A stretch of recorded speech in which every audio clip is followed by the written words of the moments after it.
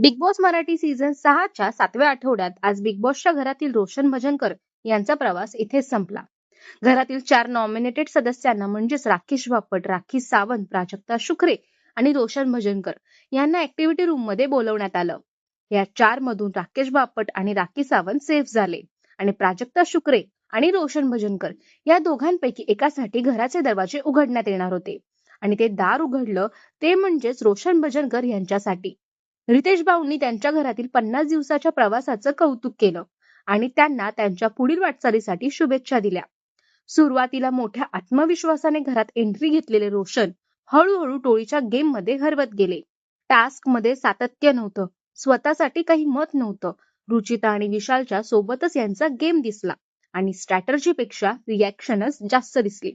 हे प्रेक्षकांचं मत होतं आणि या आठवड्यात प्रेक्षकांनी कदाचित यावरून ठरवलं असेल. तुम्हाला रोशन भजनकर आवडतात का? तुमच्या मते रोशनचं एलिमिनेशन योग्य होतं का? की रोशन ऐवजी कोण दुसरंच घराबाहेर जायला हवं होतं? आम्हाला कमेंटमध्ये नक्की सांगा.